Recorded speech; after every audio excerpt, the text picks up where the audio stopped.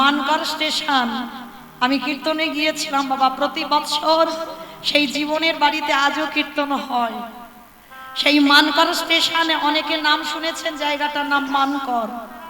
এই মানকরে একজন ভক্ত ছিল যার নাম ছিল জীবন।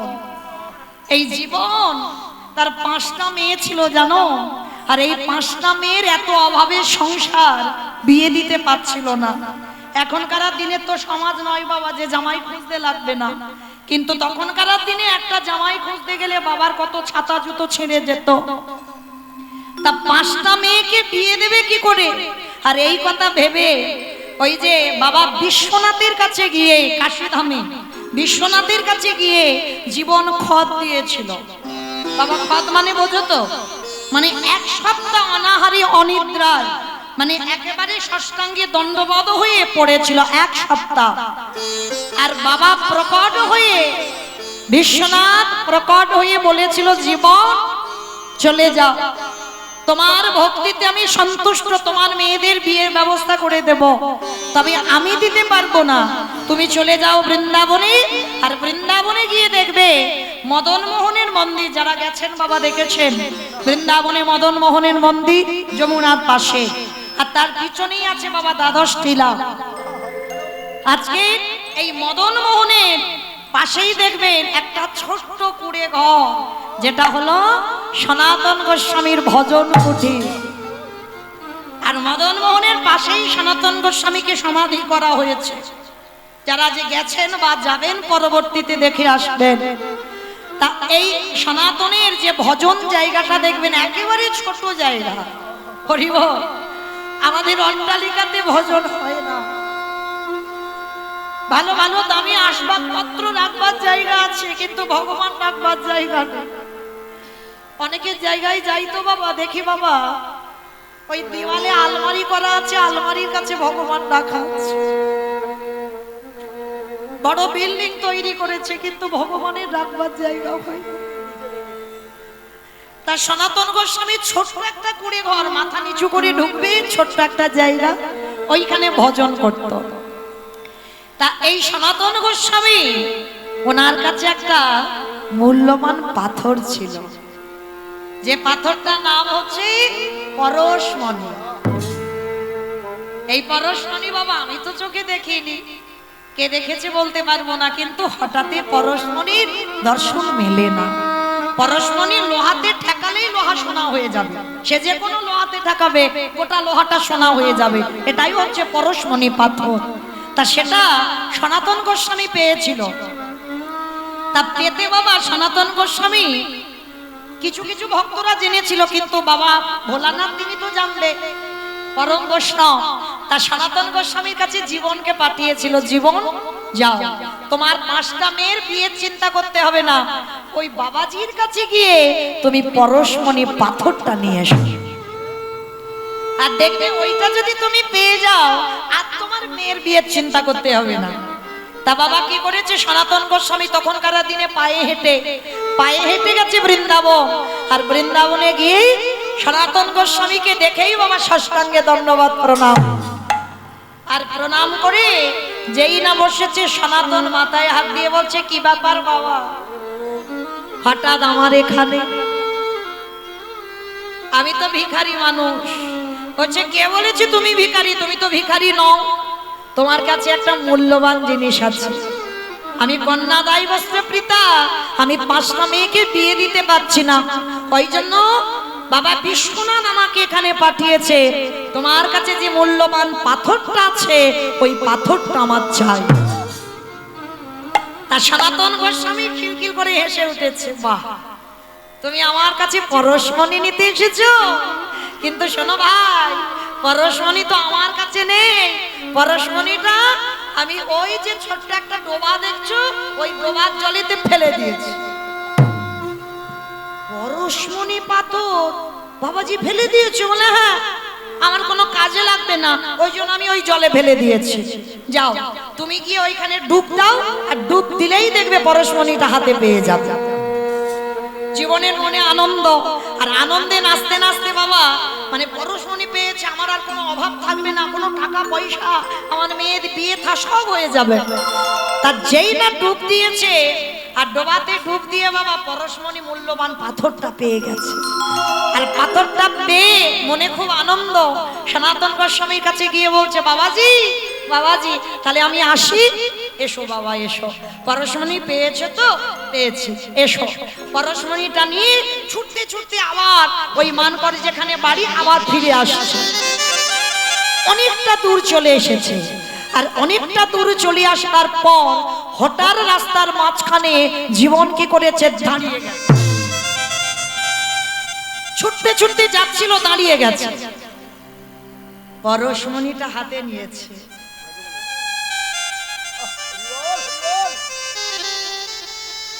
চেতনা সবার তো হয় না বাবা, হয় অনেকের দেরিতে হয়, অনেকের তাড়াতাড়ি হয়। পরশমণিটা হাতে নিয়ে মনে মনে ভাবলো, আচ্ছা এই পাথরের তো এত দাম, এত মূল্য, কত ভিখারি মানুষ, একটা কুড়ে ঘর, খড়ের ছাউনি, আবার নিচু হয়ে ঢুকতে হবে, একা থাকার মতো জায়গা, তাহলে অত গরিব মানুষ এই মূল্যবান পাথরটা যদি ওনার কাছে রাখতো তো কত কাজে লাগতো। তাহলে এই মূল্যবান পাথরটা ওই পুকুরে ফেলে দিয়ে রেখেছে। তার মানে আমার মনে হয় এই পরশমণির থেকে ওনার কাছে আরো মূল্যবান জিনিস আছে, যেটা সন্ধান আমি জানি না, যে সন্ধান উনি পেয়েছে।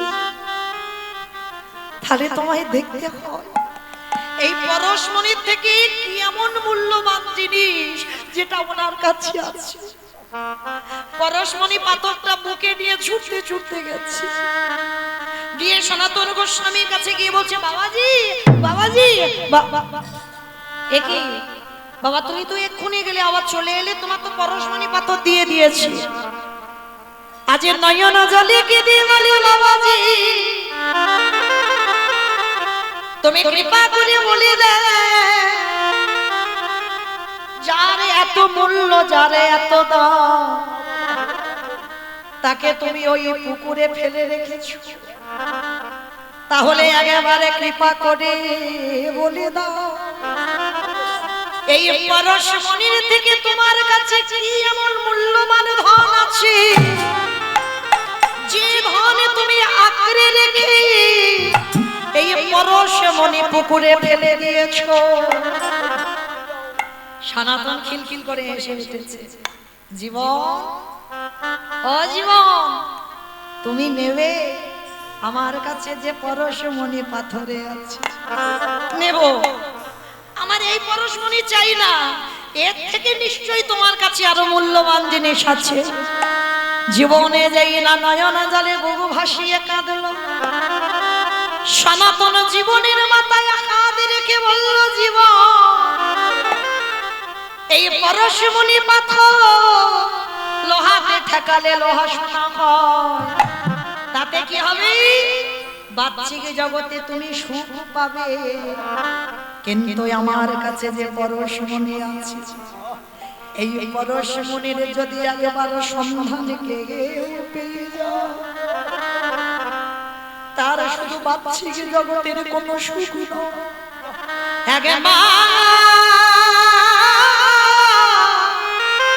আমার কাছে যে মূল্যবান ধন আছে, সেই ধন যদি তুমি নিতে পারো, তোমার কি হবে জানো? তোমার ভিতরে বাঘি বাহির আলো হবে, যে জন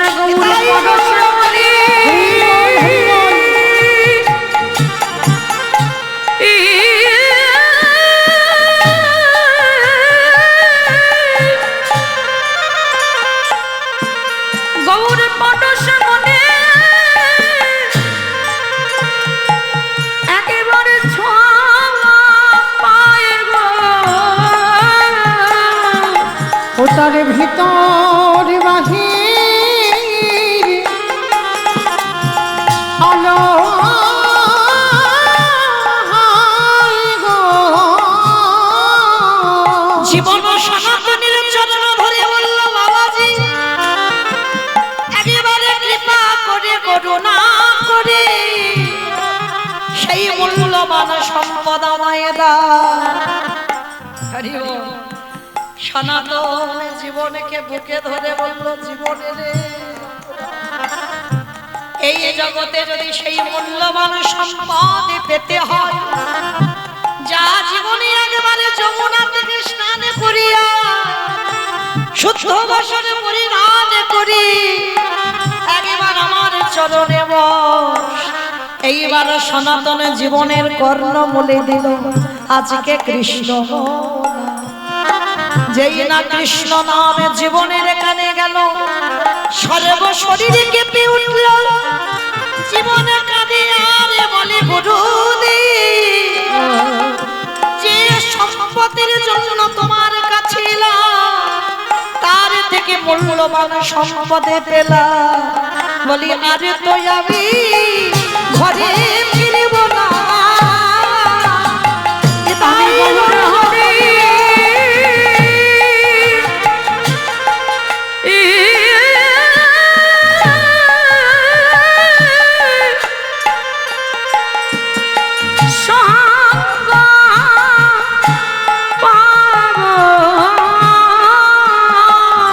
বলে আরে তুই আমি ঘরে ফিরিব না। ভগবানকে তো বাবা বাঁধতে তারাই পারবে, ভক্তি যার কৃষ্ণ তার সর্বশাস্ত্রে কয়, সর্বশাস্ত্রে ভক্তি কি না থাকিলে কৃষ্ণ দেখেও বা হয়। সেই দিন থেকে জীবন আর মান করে ফিরল না বাবা। সে 5টা মেয়ের বিয়ের কথা ভুলে গেল, সে পরশমণি মূল্যবান পাথর ফেলে দিল, আর সনাতনের চরণ আশ্রয় করে যতদিন জীবন বেঁচে ছিল ততদিন বৃন্দাবনে সনাতন গোস্বামী চরণ সেবা করল। তাহলে বাবা এই পরশমণির থেকে আরো মূল্যবান আমারে গৌর চরণ। তাহলে কি বুঝলাম? নিজে আচরণ করে সমাজকে শিক্ষা দিলেন, আর সমাজকে শিক্ষা দিয়ে বাবা নিজে ভক্ত হয়েছে। কি মাইরা চৈতন্য মহাপ্রভু কলিযুগে তো ভক্ত ভাব অঙ্গীকার করেছে, তিনি নিজে কৃষ্ণ আবার কৃষ্ণ বলে কাঁদছে।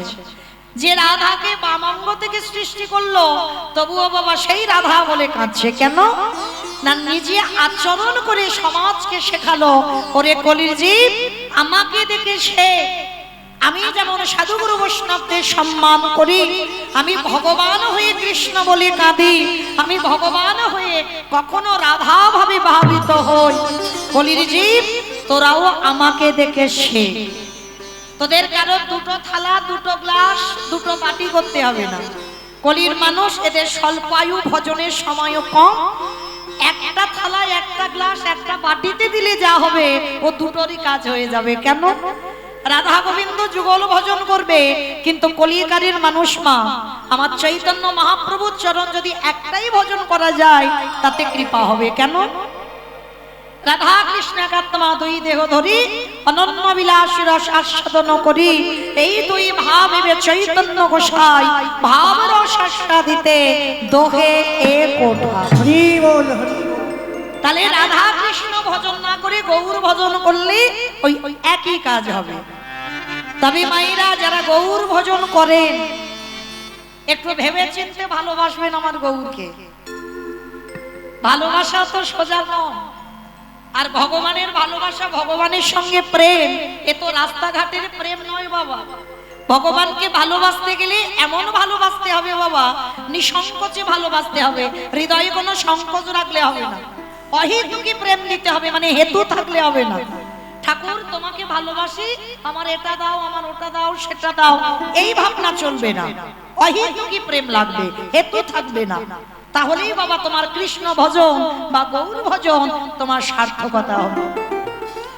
তো যারা যারা গৌর ভালোবাসো মা, ভালো করে শুনে রাখো, গৌর ভালোবাসলে তার দুর্দশাটা কি হয় একটু মন দিয়ে শুনবে। কেমন? কীর্তন মানে তো চেতনা, আর শুনতে যখন বসেছেন বাবা কিছু না কিছু আমরা পাবো। তাহলে এই জায়গাতে বসে অনুভব করবেন গৌর ভালোবাসলে তার দশাটা কি হয়। নবদ্বীপের মাটিতে একজন ভক্ত ছিল বাবা, যার নাম ছিল বাবা শঙ্করাচার্য। আর তার স্ত্রীর নাম ছিল, স্ত্রী বলা ভুল হবে বাবা, সহধর্মিণী। তার সহধর্মিণী ছিল মা সত্যবতী মা। আর এরা স্বামী স্ত্রী দুই লোকে এরা ছিল প্রসাদ ভোজী। আর যা যা কিছু হয় মা সবটাই আমার গৌরকে নিবেদন করে এরা প্রসাদ পায়। তো আজকে শঙ্করাচার্য গেছে নবদ্বীপে ললিতে গলিতে মা, একজনও কেউ ভিক্ষা দেয়নি যে সেই ভিক্ষার তন্ডুল নিয়ে আমার মহাপ্রভুর জন্য রন্ধন করে দেবে। তা কেউ যখন কিছু দিল না, শঙ্করাচার্য বাড়িতে এসে বলছে, সত্যবতী সত্যবতী, তুমি আজকে দেখেছো আমাদের দিনটা কেমন? আজকে আমি সারা নবদ্বীপের মাটিতে ঘুরলাম, কিন্তু আমাকে কেউ একটাও ভিক্ষা দিল না। সবাই তো দরজা থেকে দূর দূর করে তাড়িয়ে দিল। সত্যবতী, আমার প্রভু যে আজকে আমার বাড়িতে আসবে, বলতে পারো আজকে আমার প্রভুকে আমি কি সেবা দেব? ভালো করে ভাববেন মা, প্রত্যেকদিন আমার মহাপ্রভু নগর ভ্রমণে যায়। এই যে আমি দুপুর বেলায় এসে দেখলাম আজকের ভোগের আসর, তো ভক্তরা সবাই মিলে কত ধুমধাম আনন্দ করে সবাই পরিক্রমায় বার হয়েছে মহাপ্রভুকে নিয়ে, নগর ভ্রমণ করে সবাই এসেছে এখানে। তা মহাপ্রভু প্রত্যেকদিন সকালবেলা নগরে বার হয়, আর ঠিক একটু বেলা যখন হয় শঙ্করাচার্যের বাড়িতে প্রসাদ পেয়ে তারপরে আবার প্রভু রওনা দেয়। এটা প্রতিনিয়ত ছিল মা। তো আজকেরও শঙ্করাচার্য ভিক্ষায় গেছে, প্রভুর জন্য রান্না করে দেবে মা, কিচ্ছু পাইনি। বাড়িতে ফিরে সত্যবতী মার কাছে কান্নাকাটি বাঁধিয়ে দিয়েছে। সত্যবতী, তুমি ভেবে দেখেছো আমি তো কিচ্ছু পেলাম না, তাহলে গৌর সেবা দেব কি দিয়ে? স্বামী, তুমি ভেবো না, তুমি চিন্তা করো না, এখনো তো তোমার সত্যবতী মা বেঁচে আছে। লোকে দাঁড়ে দাঁড়িয়ে পেলে না তো কি হয়েছে? আমার ঘরের চালে তো একটা কচি লাউ হয়ে আছে। ভগবানের খুব পছন্দের খাবার বাবা, কচি লাউয়ের পায়েস। কেউ যদি বানিয়ে দেয়, আমার মহাপ্রভু বললেন সারা জীবন আমি সেই ভক্তের দরজায় বন্দী হয়ে যাই। তার সত্যবতী মা স্বামীকে বলছে, তুমি ততক্ষণে স্নানে যাও, আর আমি কচি লাউটাকে পেড়ে কচি লাউটাকে দিয়ে একটু পায়েস বানিয়ে রেখে দিই, আর ততক্ষণে নিমাই এসে প্রসাদ পাবে। সত্যবতী মা লাউটাকে পেড়েছে মা, আর লাউটাকে পেড়ে ধারালো চকচকে অস্ত্র নিয়েছে। লাউটা তো টুকরো টুকরো করে বানাতে হবে, তারপরে তো কচি লাউয়ের পায়েস হবে। আর এই সত্যবতীর মা একটা ছোট্ট সন্তান ছিল, সবে হামাগুড়ি দেয়, কথা বলতে জানে না, যার নাম ছিল মা গোপাল। ছেলের নাম রেখেছিল গোপাল, কেন জানো? যাতে কোনোদিন আমার ভগবানের নাম ভুলে না যায়। অনেক অনেক মানুষ আছে বাবা, আমরা ভগবানের নাম সারাদিনে মনেই করি না, সারাদিনে কর্মের মধ্যে চাপে আমরা ভুলে যাই ভগবানের কথা। যার জন্য অনেক অনেক ভক্তরা ছেলে মেয়েদের নাম ভগবানের নাম অনুসারে রাখে। কেন? যাতে বাবা সন্তানের নাম উচ্চারণ করলে আমার ভগবানের নাম উচ্চারণ হয়ে যাবে। যেমন ভাগবতে বাবা অজামিল রেখেছিল, 10টা ছেলের মধ্যে ছোট ছেলেটার নাম রেখেছিল নারায়ণ। খেতে নারায়ণ, বসতে নারায়ণ, উঠতে নারায়ণ। এই অজামিল ডাকাতি করে, চুরি করে, মানুষ খুনও করে। তাহলে যে মানুষ খুন করে মা, তাকে কি কোনোদিন আর স্বর্গ লাভ হয়? তাকে তো নরক যন্ত্রণা পেতে হবে।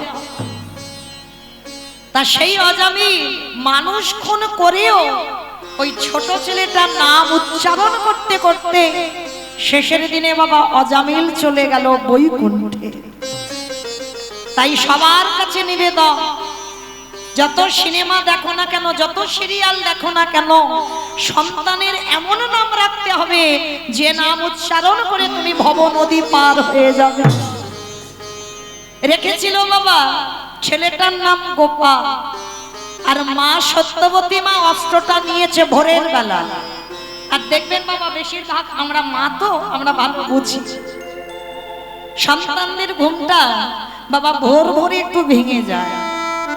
আর যখন ভোরের বেলা ভেঙে যায় আর ছেলেকে কোলের কাছে নিয়ে যদি আবার একটু স্তনদুগ্ধ দেওয়া যায়, আবার ছেলে কোলের কাছে ঘুমিয়ে পড়ে। তার সত্যবতী ভোরের বেলা লাউটাকে বানাবে বলে বসেছে, আর সেই সময় ওই গোপালের ঘুমটা ভেঙে গেছে। হামাগুড়ি দিতে দিতে আজকে সত্যবতী মার কোলে বসে স্তনদুগ্ধ পান করতে করতে মার কোলে কখন ছেলেটা ঘুমিয়ে পড়েছে। আর ঠিক ভোরের বেলা মহাপ্রভু আমার হরিনাম করতে করতে আসছে। ভজ শ্রীকৃষ্ণ কহ শ্রীকৃষ্ণ লহ শ্রীকৃষ্ণে নাম রে। ভজ শ্রীকৃষ্ণ কহ শ্রীকৃষ্ণ লহ শ্রীকৃষ্ণের নাম রে। দাদা ভক্তরা সবাই চিৎকার করে উঠেছে, প্রভু আমরা বলবো না। কেউ বলে কেন বলবে না? কেন মানে ওই নাম আমরা বলবো না, উচ্চারণও করবো না, যদি দরকার হয় তো তুমি গাও। তা মহাপ্রভু বলছে কেন তোমরা বলবে না? কেন তোমরা কি নাম গাইবে? বলে কেন প্রভু, ওটা তুমি বলবে আর আমরা কি বলবো গো? কে বা মাইরা সবাই একবার হাত দুটো তোলো তো দেখি। আমরা কলির মানুষ, আমরা যে নাম গাইব সে নামটা সবাই একসঙ্গে বলবো, কেমন? ভজ গৌরাঙ্গ কহ গৌরাঙ্গ লহ গৌরাঙ্গে নাম রে। ভজ গৌরাঙ্গ কহ গৌরাঙ্গ লহ গৌরাঙ্গের নাম রে। যে জনা গৌরাঙ্গ ভজে সে হয় আমার প্রাণ রে। সহজে জানা গৌরাঙ্গ ভজে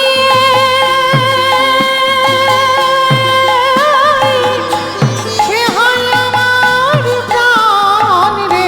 ভজে জানা গৌরাঙ্গ ভজে সে হয় আমার প্রাণ রে। ভজ গৌরাঙ্গ কহ গৌরাঙ্গ লহ গৌরাঙ্গের নাম রে।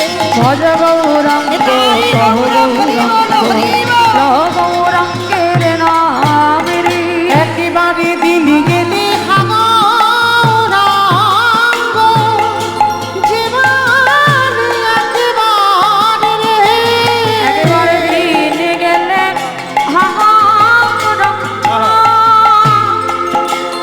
অগদে ডাকে পড়ে রে। আবার সে যেন আমারও হয়, আমি হই তাহারে।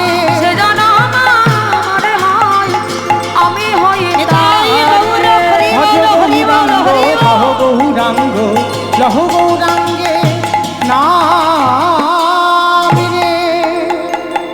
মহাপ্রভু আমার সকালবেলা হরিনাম করতে করতে ওই শঙ্করাচার্যের ঘরের দিকে আসছে, আর ওই হরিনামের ধ্বনিটা শঙ্করাচার্যের স্ত্রী সত্যবতীর কানে বেজেছে। এই জায়গাটা মা ভালো করে একটু শ্রবণ করে। আর যেই না সত্যবতীর মার কানে বাজলো, ওই হরিনামের ধ্বনিটা যেই না বেজেছে, একেবারে হরিনামের মধ্যে মা আমার একেবারে ডুবে গেছে। মানে আর কোনো খেয়াল নেই আমি কোথায় বসে আছি, আমি কি কর্ম করছি, কি আমার চারিদিকে আছে বাবা, কোনো খেয়াল নেই, একেবারে হরিনামে ডুবে গেছে। আর যেই না হরিনামে ডুবে গেল, ওই ধারালো চকচকে অস্ত্রটা সামনে ছিল, আর কচি লাউ আর গোপালের মাথাটা একই জায়গায় ছিল। সত্যবতী মামা আর বুঝতে পারলো না, ওই লাউ মনে করে চকচকে অস্ত্রের কাছে গোপালের মাথাটাকে টেনে তুলেছে। মহাপ্রভুর হরিনাম হচ্ছে, আর ওই হরিনামে মাথা দোলাতে দোলাতে কাঁদছে। আর দেখবেন মা চোখের জল যদি এসে যায় আবছা আবছা হয়ে যায়। ভালো করে দেখতে পাচ্ছে না সত্যবতী মা, আর লাউ মনে করে গোপালের মাথাটাকে নিয়ে ওই ধারালো চকচকে অস্ত্র দিয়ে ওই গোপালের মস্তকটাকে ছেদন করে দিয়েছে। সত্যবতী মা কিছু বুঝতে পারলো না, কিছু জানতে পারলো না। যখনই ছেলের মাথাটা কেটে দিয়ে মা নিজের হাতে টুকরো টুকরো করছে, যেমন লাউ টুকরো করে যেমন থালাতে গুছিয়ে রাখে, সত্যবতী মা আমার লাউয়ের মতো টুকরো টুকরো করে গুছিয়ে রেখেছে। খেয়াল নেই যে আমি কার মাথা কেটেছি। এদিকে প্রভু আমার হরিনাম করতে করতে ওদেরই বাড়িতে আসছে। ভালো করে অনুভব করবেন বাবা, যারা গৌর ভালোবাসে তাদের কি দুর্দশাটা হয়। শঙ্করাচার্য স্নান করে দুয়ারে এসেছে, আর দুয়ারে এসে বাবা যেই না উঠানে একটা চরণ দিয়েছে, চমকে কি এত রক্ত, এত রক্তের স্রোত কোথা থেকে বইছে আমি তো বুঝতেই পারছি না। এত রক্ত আমি কোনোদিনই দেখিনি। উঠান থেকে যেই না বারান্দায়টা পা দিয়েছে, দেখে না সত্যবতী মা আমার হরিনামে মাথা দোলাচ্ছে, হরিনামে ধ্বনিটা আসছে। প্রভু তো আসছে নগর ভ্রমণ করতে, আর ওই ছেলের মাথাটা টুকরো টুকরো করে কেটে থালাতে রেখে সত্যবতীর মায়ের সর্ব অঙ্গটা রক্তে রক্তাক্ত হয়ে গেল। যখনই সর্ব অঙ্গটা রক্তে রক্তাক্ত হয়ে গেল, সত্যবতী মা আমার কিছুই বুঝতে পারছে না, কিছুই জানতে পারছে না, কারণ সে কি কর্ম করেছে। শঙ্করাচার্য সে ডাকছে, সত্যবতী শুনতে পাচ্ছ আমার কথা? বাবা যে ভগবানের নামে একবার ডুব দেয়, তার বাহ্যিক জগতের কোনো জ্ঞান থাকে না, সে কিছু বুঝতেই পারে না, কোনো আওয়াজ তার কানে যায় না। আর যেই না বারবার বলছে সত্যবতী একবার কথা বলো, কোনো খেয়াল নেই বাবা, সে শুধু হরিনামে ডুবে গেছে, হরিনামে কেঁদে যাচ্ছে। এইবার শঙ্করাচার্য গিয়ে যেই না সত্যবতীর অঙ্গটা স্পর্শ করেছে, সত্যবতী এতক্ষণ করে ডাকছি তুমি শুনতে পাচ্ছ না? যেই না স্বামী ডেকেছে চমকে উঠেছে, স্বামী তুমি আমায় ডাকছিলে, কি হয়েছে তোমার? দেখো তুমি কি করেছো। সত্যবতী নিজের দিকে তাকিয়ে দেখলো মা, ততক্ষণে নিজ পুত্রকে টুকরো টুকরো করে কেটে থালাতে রেখে দিল, আর ছেলের দেহটা সত্যবতী মার কোলের উপরে আছে। চিৎকার করে ডাক দিল, গৌর হরি, গৌরী হে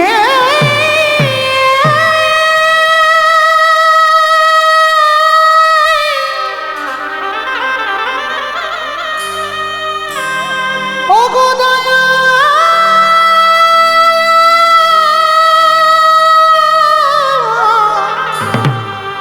দয়া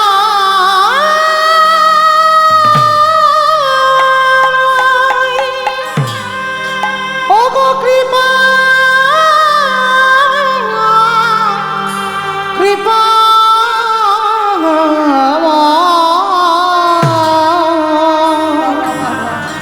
বলো কোনে অপরাধে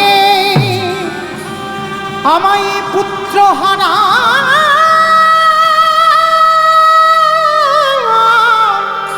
করে দিলে।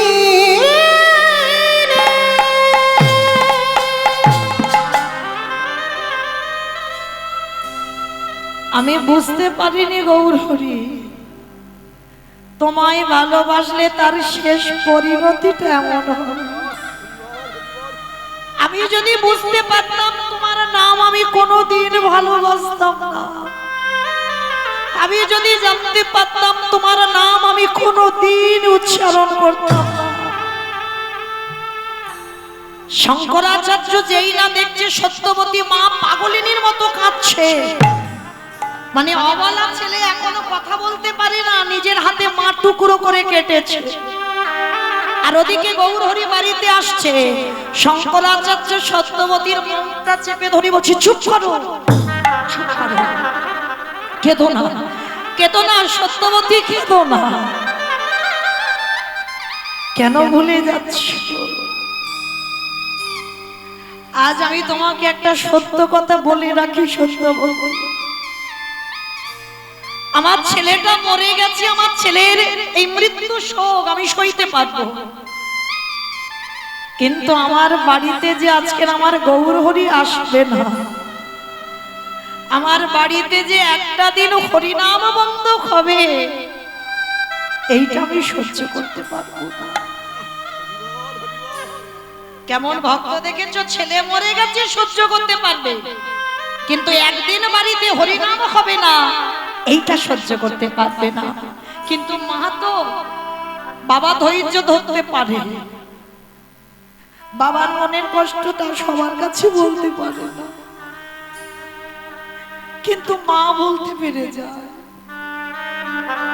সত্যবতী মা এত কাঁদছে, শঙ্করাচার্য মুখটা বেঁধে দিয়েছে যাতে আওয়াজ না বেরোয়, আর ছেলের টুকরো করা দেহটা পুটলিতে করে বেঁধে ঘরের মধ্যে রেখে দিয়েছে, যাতে আমার গৌরহরির কাছে চলে না আসে। সত্যবতী মায়ের হাতে পায়ে দড়ি বেঁধে দিয়েছে, ঘরের দরজা বন্ধ করে স্ত্রীকে রেখে দিয়েছে, আর ওদিকে গৌরহরি আমার হরিনাম করতে করতে শঙ্করাচার্যের বাড়ি ঢুকেছে। প্রতিদিন যেমন আনন্দ হয় আজও হচ্ছে। শঙ্করাচার্য প্রতিদিন প্রভুর সঙ্গে নগর ভ্রমণ করে, আর নয়ন জলে বক্ষ যুগল ভাষা।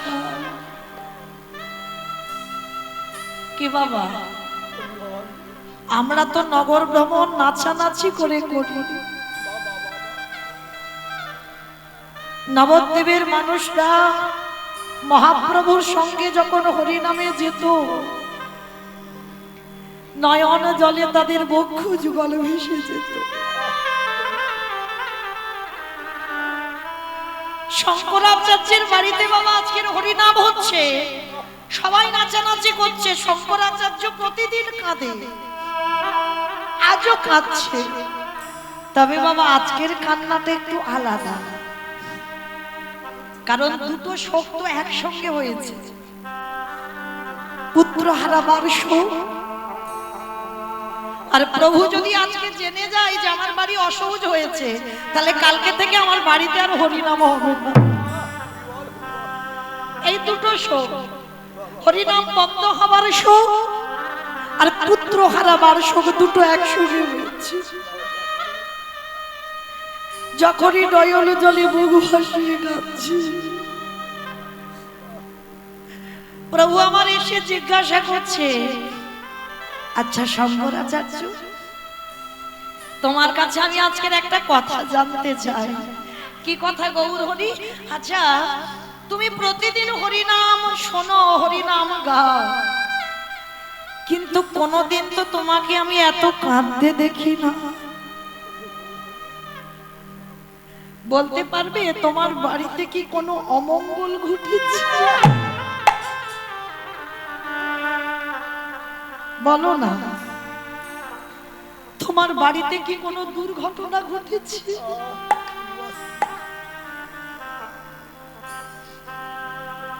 শঙ্করাচার্য করজোর করে বললেন, গৌরহরি, যার বাড়িতে আমার মঙ্গলময় হরি দাঁড়ায়, তার বাড়িতে কি কোনোদিন অমঙ্গল ঘটতে পারে?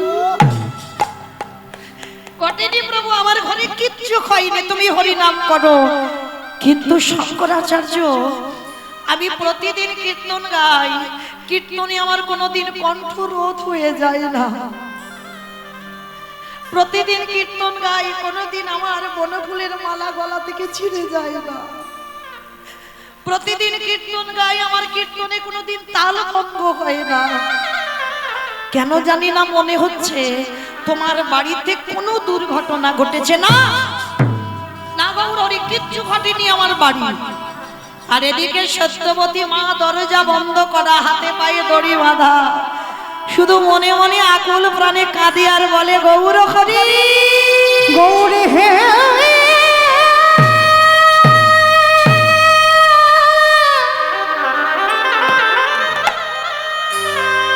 প্রভু যে জন তোমায়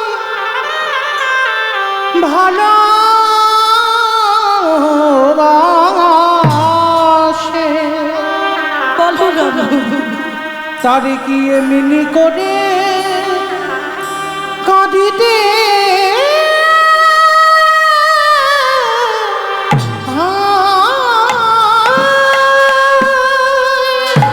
চমকে উঠেছে মহাপ্রভুর, যেই না চরণে চোখের জল একটা একটা করে পড়ছে। কে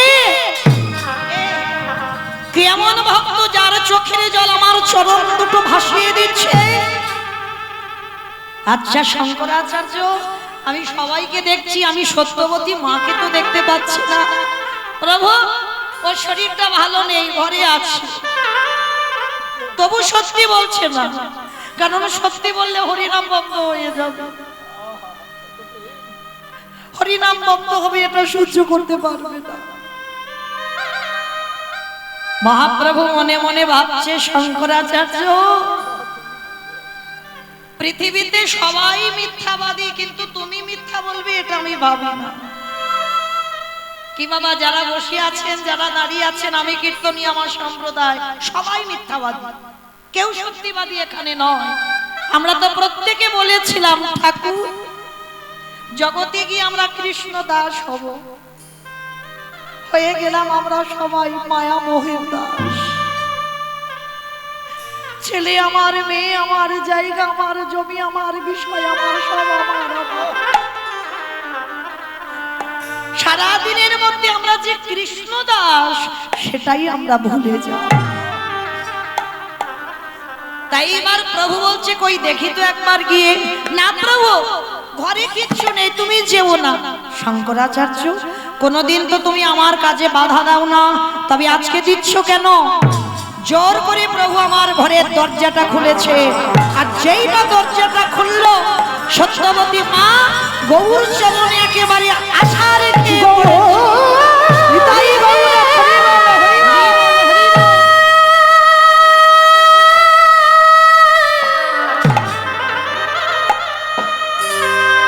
বলো কোন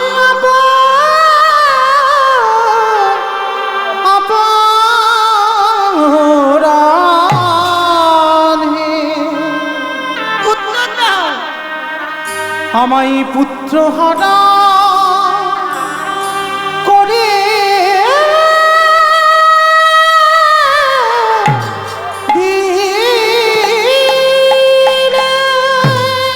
আমি তো কোনোদিন তোমার কাছে বলিনি আমার সংসার দাও, কোনোদিন বলিনি আমার পুত্র দাও, কোনোদিন বলিনি আমার পরিজন তোরে শোনা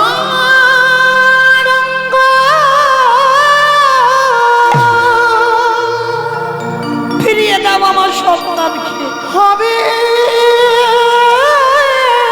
ভাঙ্গরে অতি জেরির পুরে হবি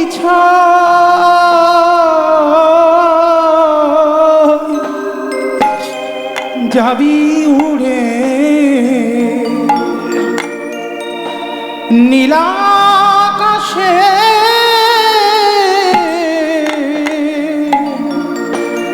কয়লারি ধোঁয়া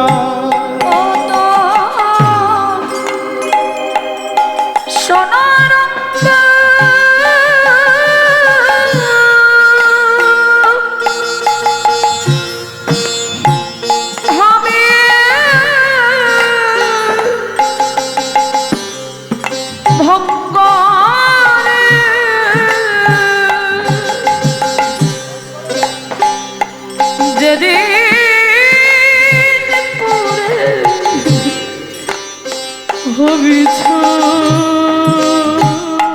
ফিরিয়ে দাও আমার মরা পুত্র, ফিরিয়ে দাও। যাবি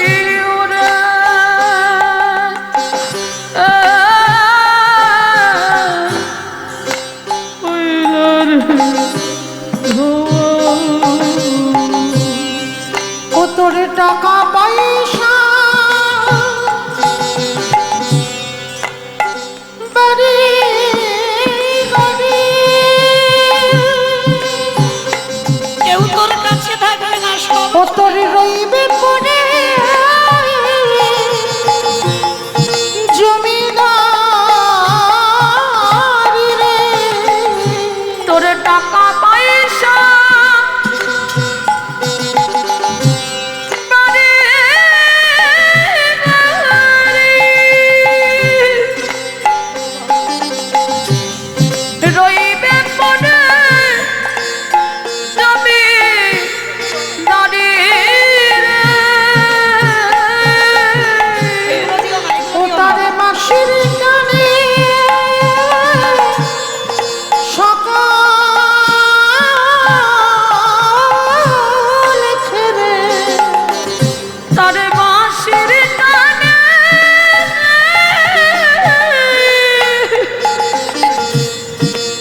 সকাল ছেড়ে ও তুই যাবি না তোর ঠিকানা, নিতাই গৌর প্রেমানন্দিয় হরি বল হরি বল হরি বল। কয়লারে ধোয়া ওরে মা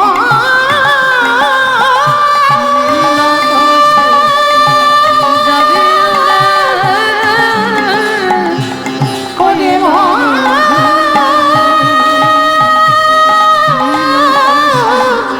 যাবে ওরে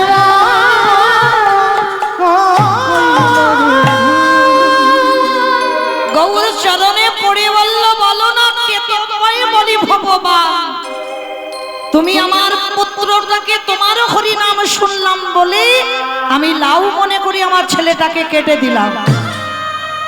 গৌর হরি আজকে থেকে তোমায় কেউ ভগবান বলবে না, কেউ তোমায় ভালোবাসবে না। যখনই কাঁদছে সত্যবতী মা, প্রভু আমার বলছে দাঁড়াও কান্নাকাটি করো না, আমি দেখছি তোমার ছেলে কোথায় গেছে। পরশমণির পরশে লোহা সোনা হয় মা, এই পরশমণি পাথর লোহাতে ঠেকালেই লোহা সোনা হয়ে যায়, খুব মূল্যবান। কিন্তু বাবা পরশমণির থেকে আরো মূল্যবান সেটা হলো আমার গৌর চরণ। ওই পরশমণির যে একবার সম্মান পেয়েছে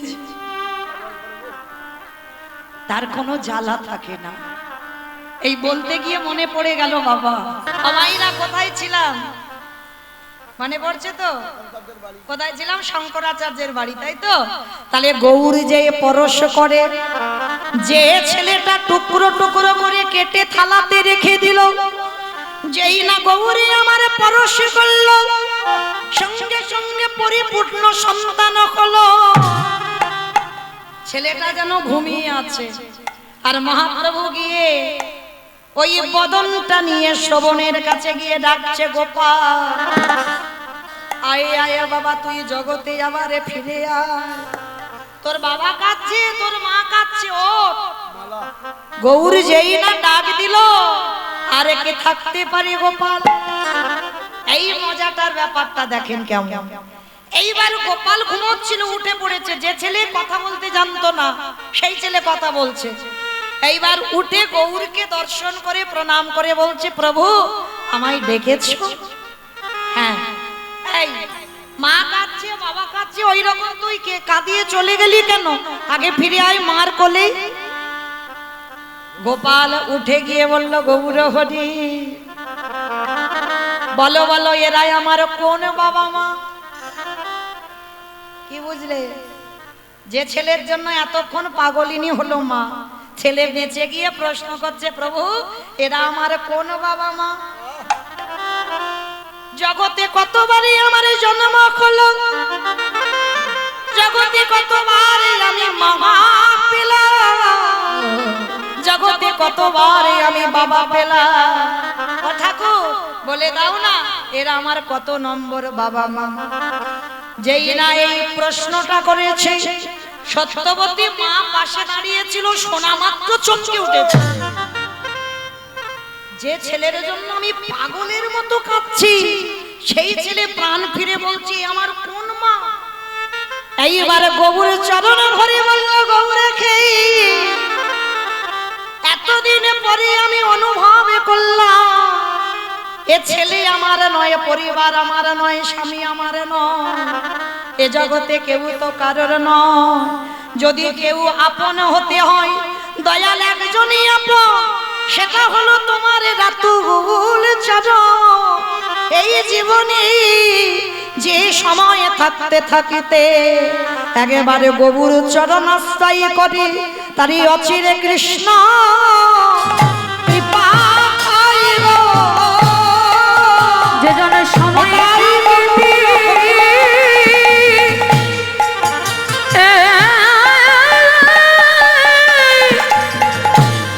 গৌর চরণ